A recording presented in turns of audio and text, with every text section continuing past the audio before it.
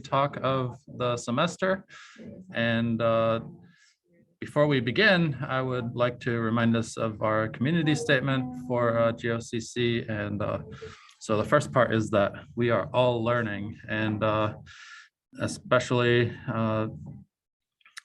us grad students who are here, let's be very patient with ourselves and with each other. We're all trying to figure this stuff out. So that's the first part of our community statement, to just remind us that we're learning and in this together.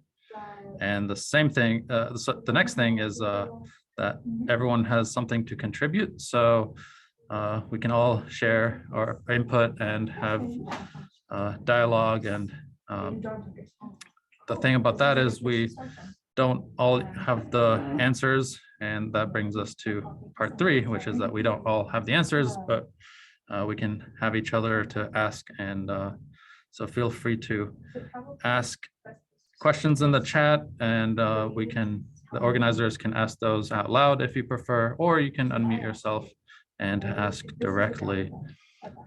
But yeah, so that's our community statement and how we like to run things here at the GOCC. So please enjoy. Today we have Foster Tom from UC Berkeley, and he's going to be speaking to us about horizontal strip LLT polynomials. So take it away, Foster. Oh, great. Thank you, Matthias, for the introduction, and for the organizers for giving me the opportunity to speak. And thank you to everyone who's joining me today.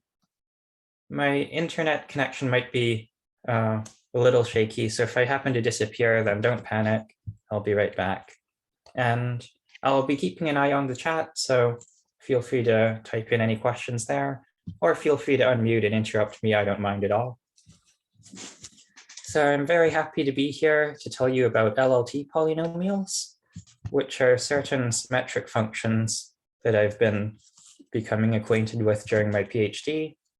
These will be indexed by a sequence of skew diagrams, and I'm going to focus on what I call the horizontal strip case, where they're all rows. So let me just start with the definition, and it's going to look a bit confusing, but we'll quickly just see an example.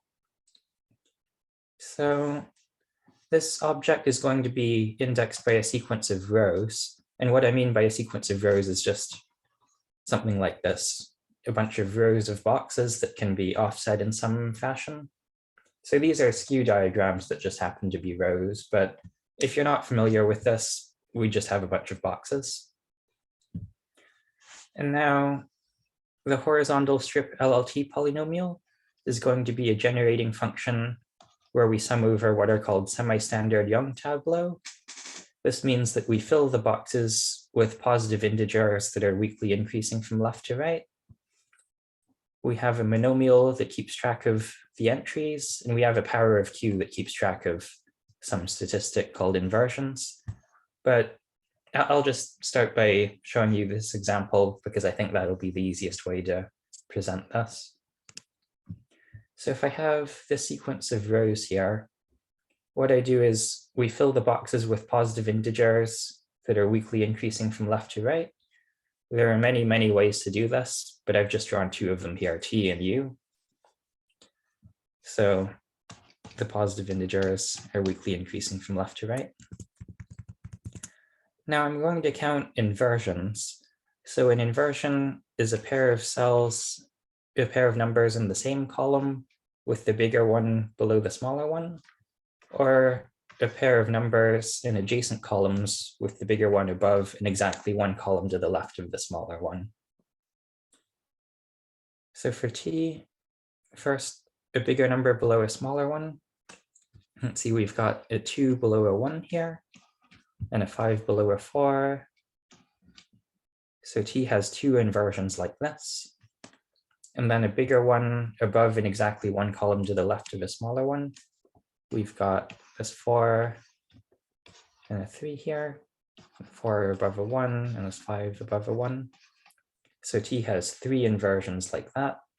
So altogether, t has 5 inversions. And so what we do, the LLT polynomial is a sum of many terms, and the term corresponding to t, I'm going to have a q to the 5, because I have a q to the number of inversions. And then I'm going to have a monomial in x variables that tells me what the entries are. So I think this is also best described with this example. I have 4 ones. So I'm going to have a monomial x1 to the 4. I have 2 2s, x2 squared. I have 2 3s and 3 4s. And I have 2 5s. So this is the monomial corresponding to t, and the LLT polynomial will be a sum of a bunch of monomials like this. Just for the sake of it, let's do another example. So with u, I can count inversions, so a bigger entry below a smaller one.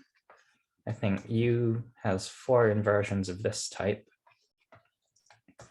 And then the other type is when I have a bigger entry above in one column to the left of a smaller one. So I think u has 2 inversions of this type. So the number of inversions is 6. And we associate this monomial q to the 6. And then a monomial that tells me what entries there are. So there are 3 1s, 5 2s, 1 3, and 4 4s. So the LLT polynomial is just going to be a formal power series where I sum over these semi-standard Young tableau, and I have monomials that look like this. Are there any questions about this definition or?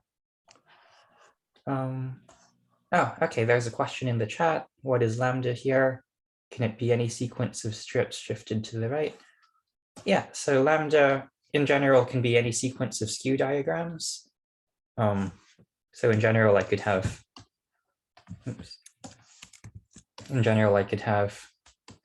a bunch of shapes like this. I'm just focusing on the horizontal strip case where each shape happens to be a row, and they can be offset in some manner. So I guess specifically when I'm writing this, I mean, for, I guess, the partition 4 skew the empty partition, and then the partition 5 skew the partition 4, and so on. But lambda is just going to be a sequence of rows like this. Are there any other questions about this so far? Oh, there's another question. Am I doing French or English notation? I'm doing the French notation where I read from the bottom to the top.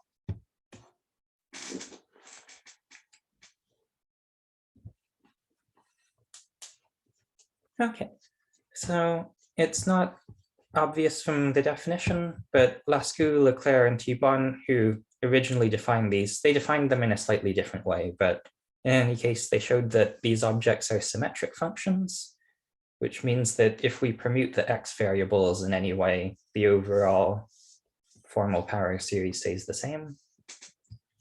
If you happen to know about symmetric functions, there are some nice bases for the space of symmetric functions.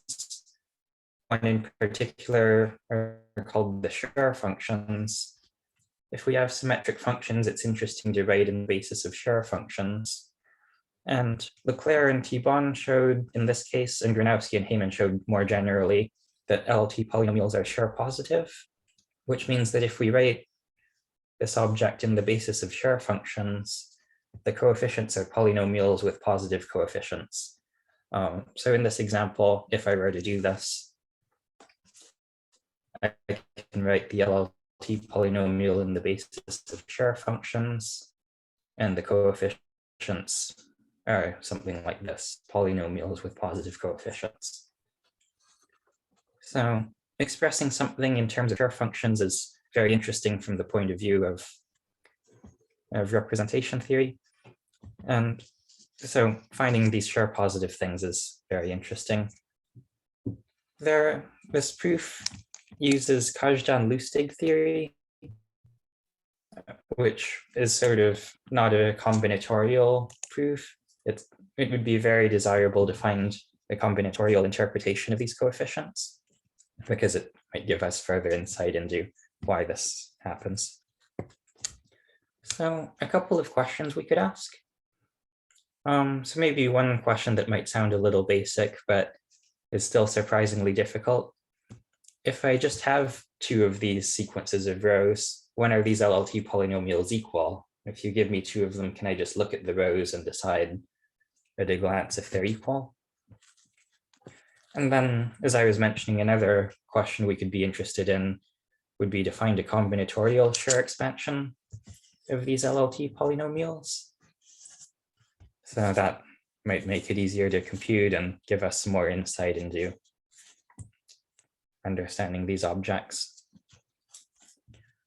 So I'd also like to mention a few other areas in algebraic combinatorics where LLT polynomials show up. If you haven't heard of them before, then don't worry, we won't talk about it later. So maybe I'll just mention some of the keywords. And I guess if you have heard about it, you might already know about these objects. But LLT polynomials generalize the Hall-Littlewood polynomials.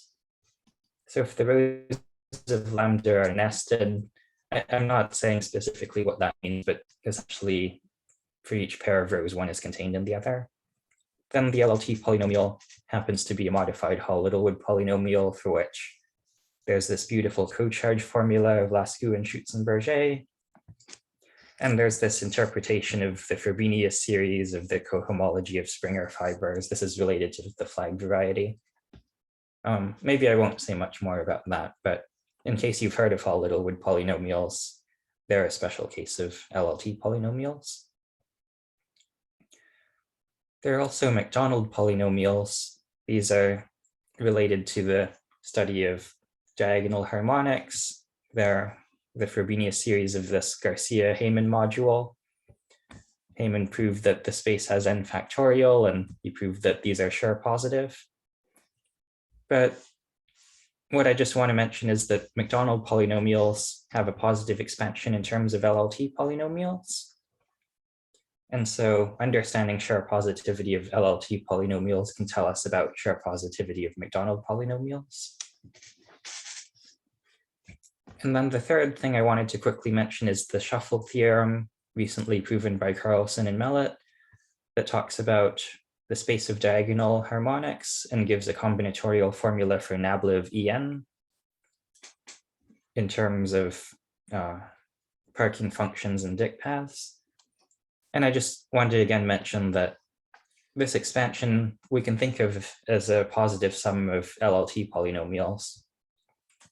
So once again, understanding LLT polynomials can tell us about this object some more. Okay, so now let me mention some other past results in this area. So in the case where lambda is unicellular, and what I mean by this is just that each skew diagram is a single box, already there are a lot of interesting things we can consider. So in the case that lambda is unicellular, we can associate a certain kind of graph to lambda, and this will happen to be what's called a unit interval graph. So just to show you some examples, on the left, we've got a sequence of skew diagrams, and each one is a single box. And what I've done is I've just numbered them 1 to 5 going this way. And what we can do is draw our graph where the vertices are the boxes, and where two vertices are joined by an edge, if it's possible to form an inversion between cells in these locations. So recall that inversions happen between cells in the same column, and between cells in adjacent columns if one of them is above and to the left. So this is how I've drawn this graph gamma. And just as another example, for this tuple of single boxes, I've labeled them going this way, and I've drawn this graph. So in this case that lambda consists of single boxes, this graph is an interesting thing that we can think about. Carlson and Mellett showed that in this setting, the LLT polynomial differs by a change of variables from this object called the chromatic quasi-symmetric function of the graph, which maybe I should mention, I believe is defined by Qureshi and Wachs. So if you happen to know about plethistic substitution, that's what this is. If not, you can just think of it as a change of variables.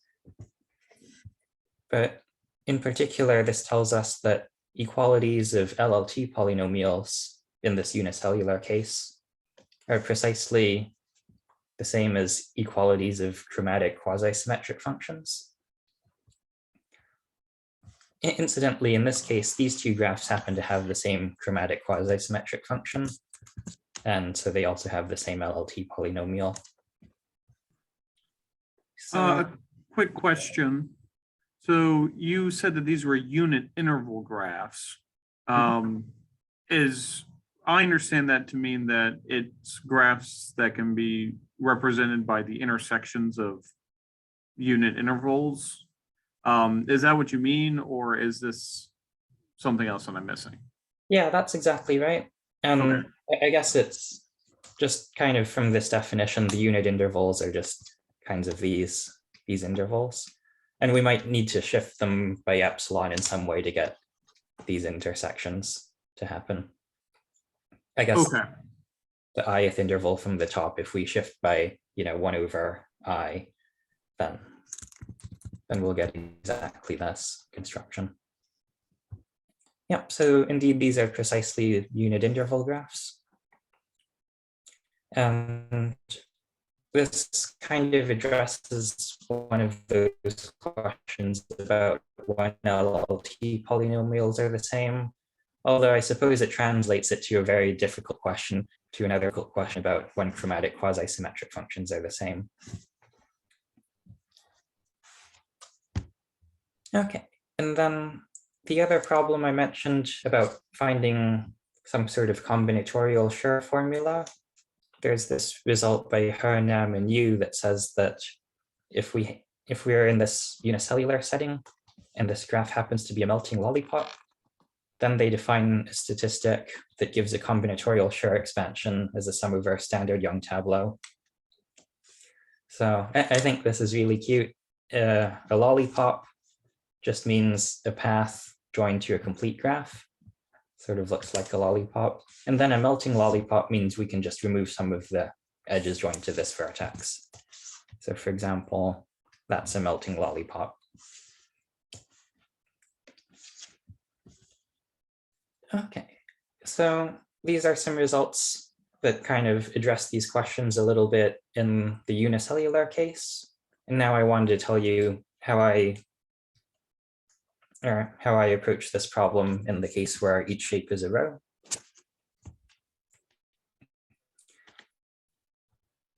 So when I first heard this definition, I just started playing around putting numbers in the boxes. And one thing you discover early on is that if you have a configuration like this or like this, X can make an inversion with Y or with Z, but not both of them. Because to make an inversion with Y, we would need Y bigger than X. And to make an inversion with Z, we would need X bigger than Z.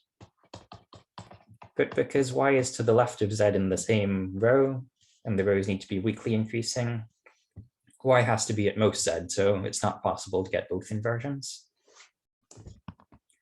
More generally, if I have a pair of rows, what I was interested in was thinking about the maximum number of inversions we could get between cells in R and cells in R prime. And this observation tells me that a cell can make at most one inversion with the cells of a given row. So on the left, I can get two inversions like this, but I can't also get one here because of this reason above. So I define this number m of r comma r prime to be 2, and this is sort of meant to encapsulate how much the two rows are interacting. On the right, because I can go above and to the left, in this case we can get 3 inversions, but we can't get any more. So in this case, I would define m of r comma r prime to be 3. So the actual definition is here. Basically what I'm doing is I'm just seeing how much the rows overlap. But if the one that's above is to the left, I just shift it over by 1 and then see how much they overlap. But this m of r comma r prime is basically what I've described, and it says how much the rows are overlapping. And the reason why I wanted to do this was I wanted to generalize this construction of a graph, where instead of having a vertex for each box, now I'm going to have a vertex for each row. So I'm going to define a weighted graph, and I'll just show you in an example what this looks like. So suppose I have the sequence of rows once again. I'm going to have a vertex for each row. So I have this vertex R1 corresponding to this row, this vertex corresponding to this row. I'm going to give each vertex a weight that just tells me how many boxes are in the row. So this has 4 boxes, and this one has 5 boxes. And I'm also going to join vertices by weighted edges, where the weight is just this number m of r comma r prime. So for example, between R1 and R4, I can get a maximum of 3 inversions, and that gives me this 3. Between R2 and R4, I can get a maximum of 1 inversion, that gives me this 1. And between R3 and R4, I can get a maximum of 2 inversions going like this, one to the left, and that gives me this 2. So are there any questions about this maximum number of inversions or my construction of this weighted graph?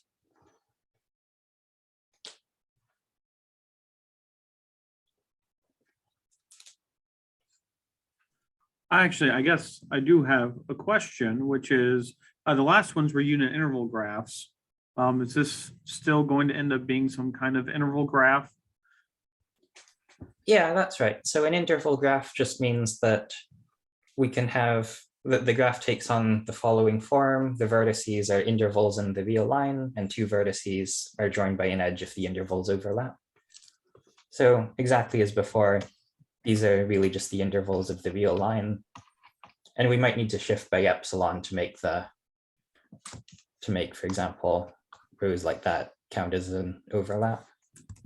Okay. So if we ignore the weights, then this is exactly an interval graph. Okay, cool. So I guess I have 2 main results. So the first one I think of as kind of justifying this strange definition I made. So it says that if I have 2 sequences of rows, what I can do is draw the weighted graphs. And if the weighted graphs are the same, then the LLT polynomials are the same. So I would be a little unhappy if this weren't true, then it would seem like I made a bad definition. But indeed, this does give us a way to just combinatorially tell if 2 shapes have the same LLT polynomial. In this example, I just happened to draw another sequence of rows here in the corner. It has the same weighted graph, and so the 2 LLT polynomials are the same. And then the second main result says that if my graph is triangle free, so for example, this graph, then what I do is I can define a statistic that I call co-charge sub pi of lambda, a generalization of Lascaux and Schutzenberger's co-charge that gives a combinatorial Schur expansion of the LLT polynomial. What do you mean by triangle free? Oh, 3 cycles? yeah, exactly. Aren't interval graphs chordal? So that would be it being a tree? Oh, okay. Yeah, I guess you caught me out on this. Maybe triangle free is a bit dishonest because if there are no triangles, then there are no cycles at all. So it is a union of trees. Okay. Yeah. Okay. That was good. You're keeping me honest. Okay. So these are the main results. I happen to have another one that I haven't really typed up yet, but sort of as a generalization to the plethistic formula of Carlson and Mallet, if I have a sequence of rows, if I look at the plethistic substitution of the LLT polynomial, this is divisible by q minus 1 to the n, and when I divide q minus 1 to the n, I can then set q equal to 1, and what I recover is the extended chromatic symmetric function of a weighted graph, which was defined by Crew and Sparkle. So this is just a generalization of the chromatic symmetric function to weighted graphs. And in particular, this tells me a relationship between equalities of LLT polynomials and those of chromatic symmetric functions. Okay, so now I guess I'll start telling you a bit about some of the techniques that were used to give you a bit of a sense of some of the proofs. So there's this first notion that I introduced where I say that two rows commute if the maximum number of inversions I can get is the same whichever row is on top. So on the left, this is 0 because I can't get any inversions no matter which row is on top. So these two rows on the left commute, and these numbers are both 0. If we jump over to the right, then when the rows are like this, I can get 3 inversions. And if I put the other row on top, once again, I can get 3 inversions. So the pair of rows on the right, this pair also commutes. And so I can have this equals 3. However, in the middle, I guess this should just be in the middle, when the rows are like this, I can get a maximum of 2 inversions. However, if I were to switch if I were to put the other row on top, then because inversions can go above in one cell to the left, when it's like this, I can get a maximum of 3 inversions. And therefore, this pair of rows in the middle does not commute. So the reason why I'm calling this commuting is because I managed to prove this lemma that says that if 2 rows commute, basically I can just switch the 2 rows and the LLT polynomial will be the same. So for example, on the right, if I have the tuple of rows, there might be some other rows above and below, then I can just switch these 2 rows and the overall LLT polynomial will be the same. So this was just done by finding a bijection on the semi-standard tableau and checking that everything works. There's another quick lemma that I'll mention, which I'm calling cycling. Oh, right. So Mark wrote in the chat that regarding this, yeah, this is indeed an if and only if, because the maximum power of Q is going to be the sum of these M's. And so if these are the same, then yeah, so actually the converse does hold in this case as well. Oh, and Vishal asks in the chat, are the weighted unit interval graphs also equal?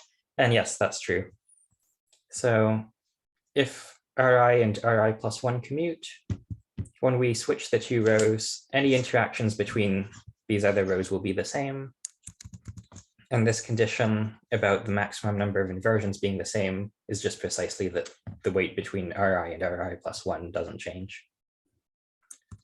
Oh, yeah, so these are good observations. The weighted graph stays the same, and the converse holds because you need the maximum number of inversions to stay the same. Great. Yeah, I really appreciate that. So this other one, I'm just calling cycling. There's nothing too deep to this. This just says that you can take the bottom row and move it to the top and shift it over by 1. And the LLT polynomial stays the same.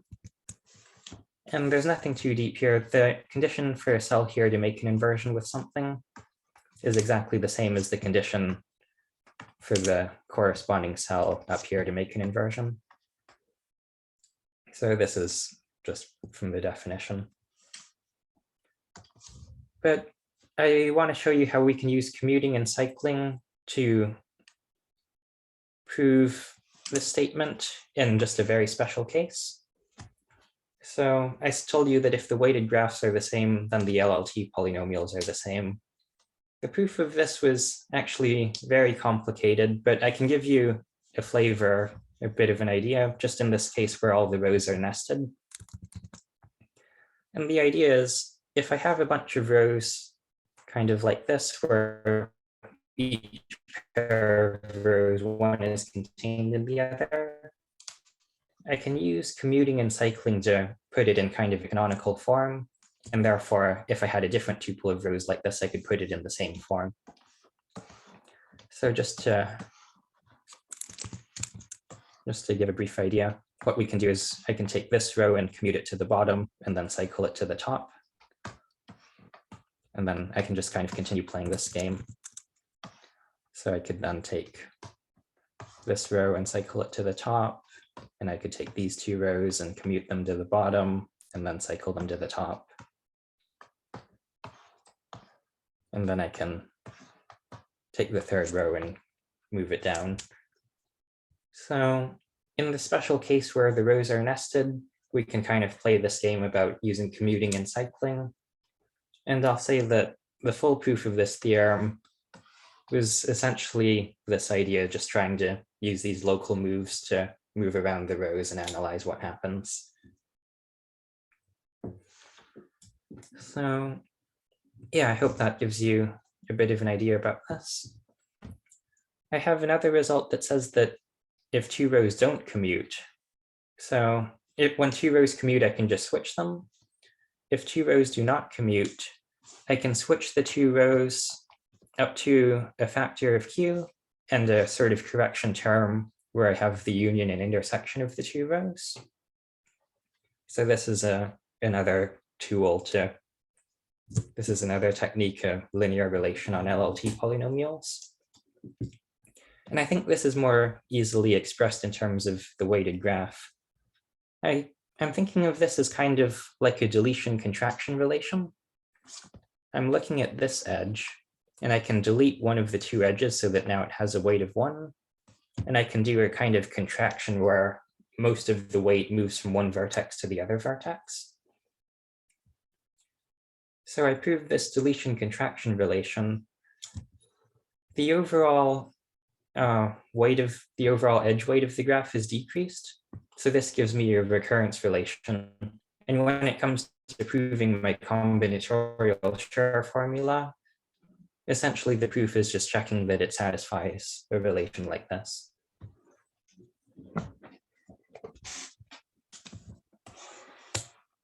Oh, yeah, Mark has a comment. The union of two rows will be a row because, because if the two rows were disjoint, they would have commuted. So this assumption that the two rows do not commute means that they either overlap, or I guess they can just be kind of end to end like this, but then taking the union will indeed give me a row. So yeah, thank you, Mark. Indeed, this thing is defined. Okay, so then I guess the last thing I want to describe is my combinatorial Schur formula. I wanted to give you a bit of insight into what the formula looks like, how I came up with it, and what it looks like in some examples. So one small example that I started looking at as inspiration is if I just have two rows, so my weighted graph has two vertices. In this case, the LLT polynomial has a very nice Schur expansion. So I'll describe with an example. So in this first case up here, this actually corresponds to rows that are nested. So this is the Hall-Littlewood case, and we have co-charge. The co-charge formula says we look at all of the tableau with 5 1s and 3 2s, and we calculate the co-charge. In this special case, the co-charge just happens to be the number of entries on the second row. So the co-charge is 0, 1, 2, and 3. And what happens is that if the edge weight is smaller, I told you the edge weight is kind of like the maximum number of inversions I can have, so the maximum power of Q. What happens is that the powers of Q go up by 1 until it hits the maximum, and then it just stays there. So when the edge weight is 2, the maximum power of Q that's allowed is 2. And similarly, in these other cases.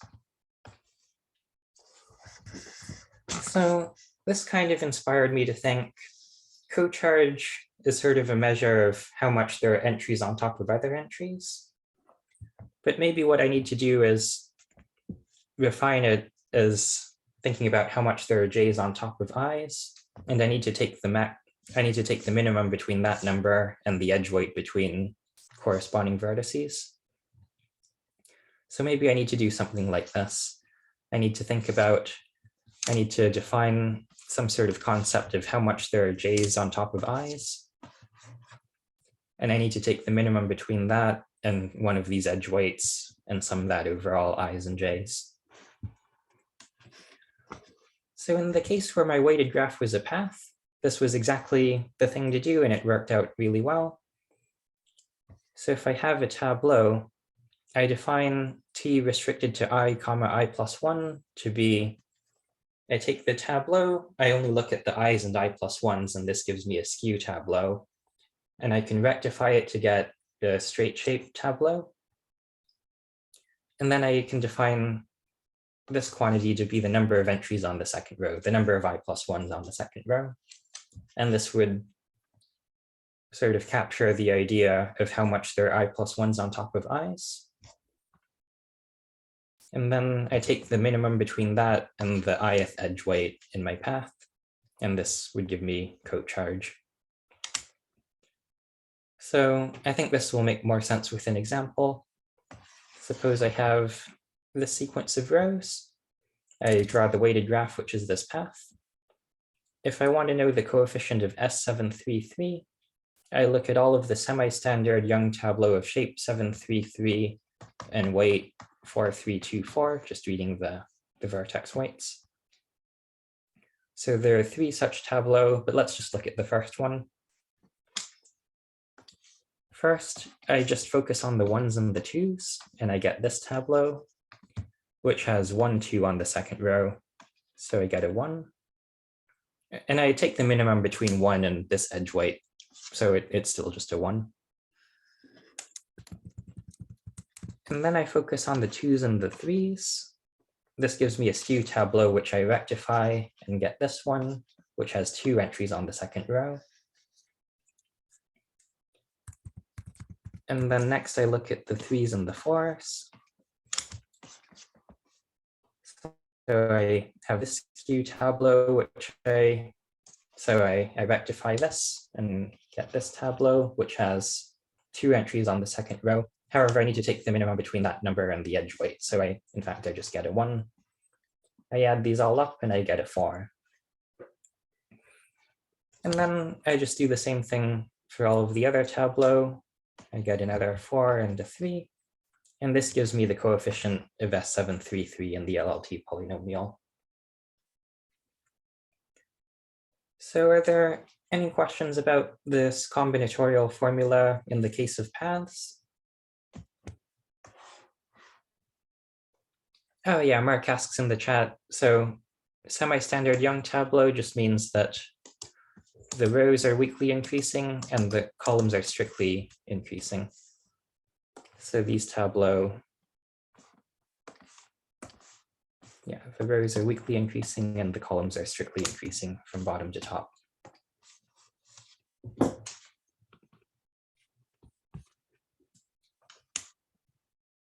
Okay, so this was the case for paths. Now I'll just describe more generally. I told you I could do this for triangle-free graphs, and Mark did call me out a bit, so yeah, no, very, very good, very sensibly. So a triangle-free graph would just have to be a union of trees. And in fact, when it comes to interval graphs, we also can't have one of these. So it turns out that an interval graph with no triangles has to be a union of what are called caterpillars. So I think this is also really cute. The caterpillar is just a tree where all of the non-leaves are on a path. Or alternatively, I guess it's a path and then some leaves coming off.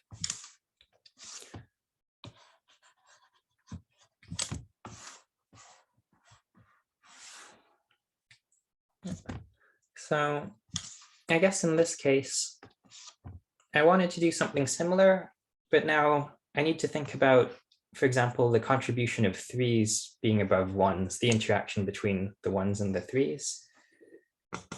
And if I just restrict to ones and threes, I don't have a skew tableau anymore, so I can't really rectify it. It turned out that I should focus on the entries between 1 and 3, so that then that would be a genuine tableau. But then I had to find a notion of how much there are 3s on top of 1s. And so what I did was, what turned out to work was a bit interesting. If I had a tableau like this, before I was saying the number of entries on the second row, which in this case would be 5. But imagine something weird. Imagine I wanted to take this bottom row and slide it to the left so that the columns were still strictly increasing from bottom to top. So I could go 1, 2 times, but not 3, because then I have a 2 on top of a 2. So sort of the distance I can move left is 2, and the number of 1s is 7. And this 5 here, the number of entries on the second row, I can think of it in this really weird way as the number of 1s minus the distance I can move left.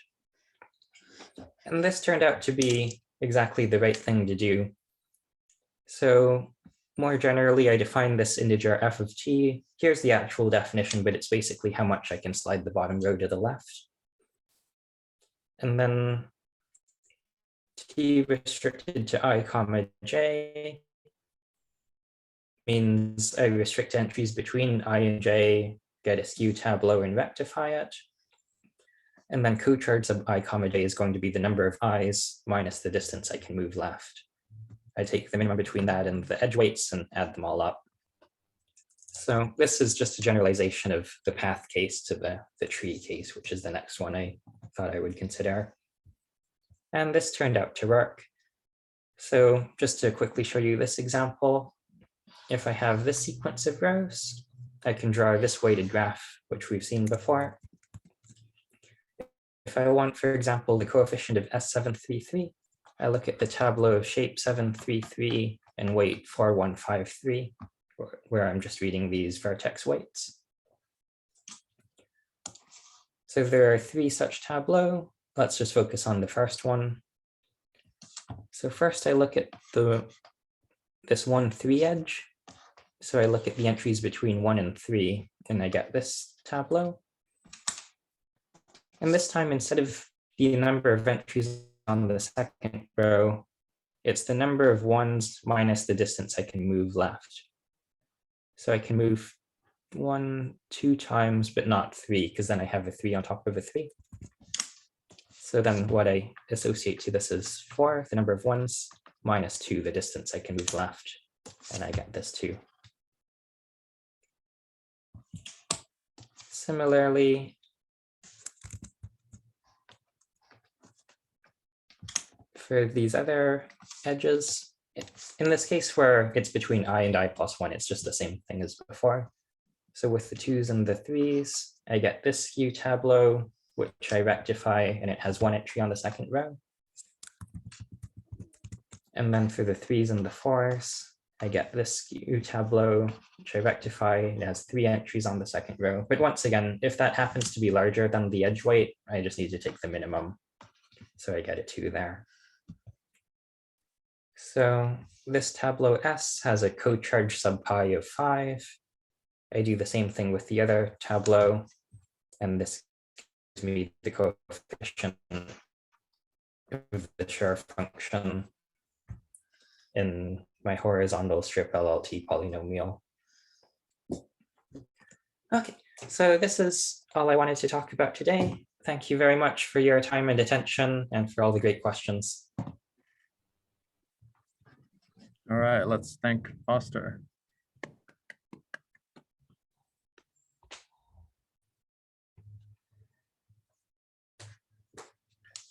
If there are any questions, please ask away.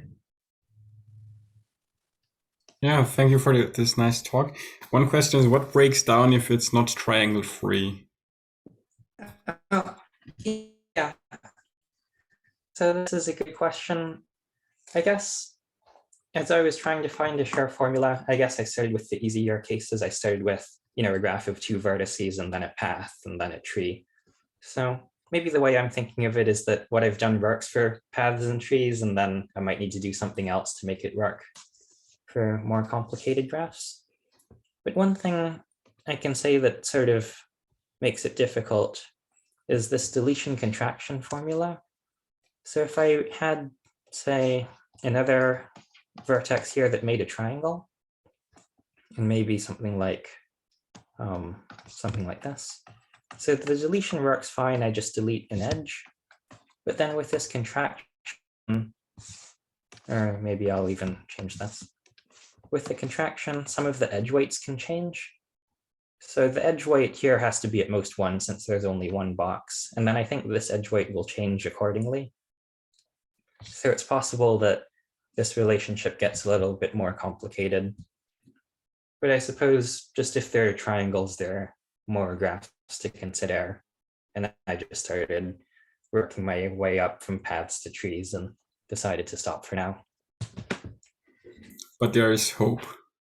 Oh, yeah, I'd like to think that the commuting relation and the deletion contraction relation, if you come up with a clever idea of co-charge, I think this would give you the tools that you would need to prove it if you can come up with a formula. Thank you. I have a few questions. A great talk, by the way. So can you go? So you had this lemma where you were. I think it was a proposition. It was just after the commuting. So I did not. Yeah. So I don't remember how you are doing the shifting. As in here, I know that you can commute the rows, but like when there are different levels, different number of empty cells to the left, what do you do? Oh, right. So then this other one is what I'm calling cycling, where I can take the bottom row and I can put it to the top and move it over by 1. Okay. So in cycling, it's not just putting it to the top, but you're also shifting it by 1 place. Is that correct?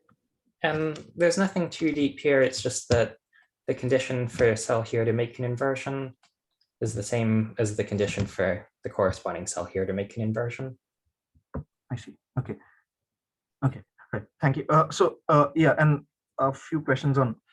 So how difficult is it to check if the coefficient of some? So if I give you a shape lambda, how difficult is it to check if the coefficient of S lambda is non-zero? Is it something that can be done in polynomial time? I don't know too much about, I guess. Or is it known like for which lambda it's non-zero? Okay, but I can tell you that with these LLT polynomials, if we were to just set q equal to 1, maybe I can. Okay, yeah, if we just set q equal 1, then there are no inversions. So then we're really just looking at tuples of semi-standard Young tableau, and this would be a product of the corresponding Scher functions. So if we just set this, it would be the product of the Scher functions of each of the individual shapes. In this horizontal strip case, I guess that would just be a homogeneous symmetric function. And yeah, I guess if we're just asking about which Scher functions appear, we can set q equal to 1. And so this would be a matter of, I guess, Littlewood, Richardson, Ruel, or whatever you like. Okay. Okay. And also, how difficult is it to check if two caterpillars have the same extended chromatic quasi-symmetric functions? As in, are they distinct for different?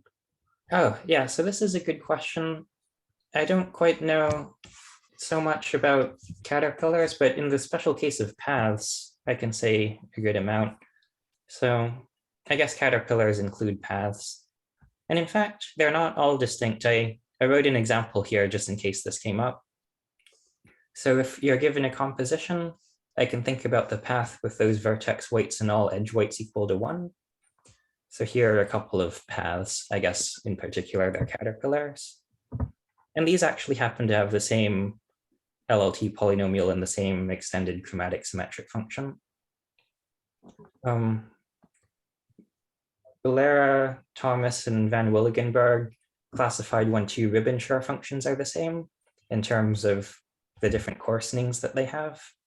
And then Elinier, Fard, Wang, and Van Willigenberg classified when extended chromatic symmetric functions of weighted paths are the same. And it turns out to be exactly the same as when LLT polynomials are the same for paths. So this is Valera, Thomas, and Willigenberg. And then this one is a recent result.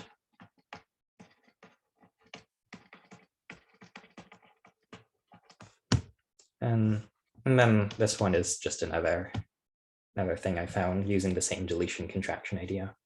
So is there some like is any are any of these in terms of just in terms of the graph weights, and like can you directly look at the graph and say that look at the two graphs and say that whether they are the same or not?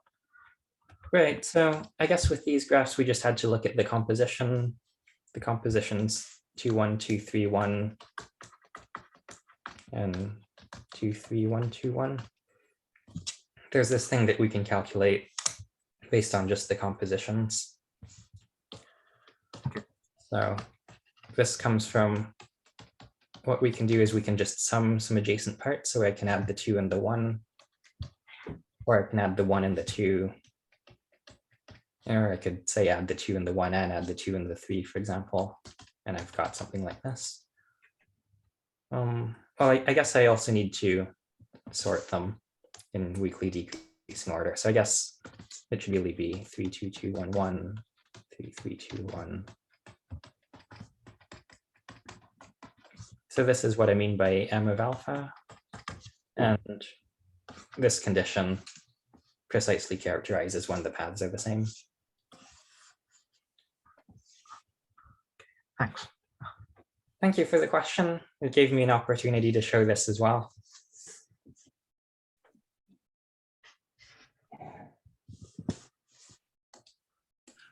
I had another question. So this first came up when you were showing the unicellular case, but it might have extensions to kind of your more general case. But when you were creating these unit interval graphs in the unicellular case, edges represented, I believe, potential inversions. Mm-hmm. And so my natural question was, well, it seems like orientations on those edges kind of naturally correspond with inversions. Like if you do have an inversion, you would orient that edge in a particular way because you can invert a couple different ways. I was wondering if there was, if you'd explored that at all, if there's anything interesting in that. Okay, yeah, when it comes to the chromatic quasi-symmetric function, I guess you're supposed to give me a directed graph, or alternatively, if I just number the vertices from 1 to n, we can just say the functions go in increasing order. Like Right. And the edges represent potential inversions. With my setup, I'm doing a similar thing. The edges really represent potential inversions. And I suppose one way that I'm viewing this result is I'm saying that for graphs that arise from this construction, the labelings or the orientations don't matter because all I need to know are the vertex weights and the edge weights, and I'll know the LLT polynomial. So I guess this is how I'm thinking of this result. Okay. Yeah, I could also add, I guess, in general, for chromatic quasi-symmetric functions, the orientations can matter. So for example, this is going to be different from this. The one on the left is symmetric and it arises from this construction. The one on the right is only quasi-symmetric and it doesn't. Mhm. But I suppose if I have a unit interval graph, it turns out that there's actually only one way to orient it, so that it arises from this construction up to just, I guess, flipping all of the edges or changing equivalent vertices. Sure. So I suppose in the case where the graph arises from this construction, it doesn't matter how you orient it, since there's really only one way to orient it. Okay. Thank you. Cool. All right, let's thank Foster one more time for the excellent talk. Thank you, Foster. Thank you. And we'll stop the recording now, but if people want to stick around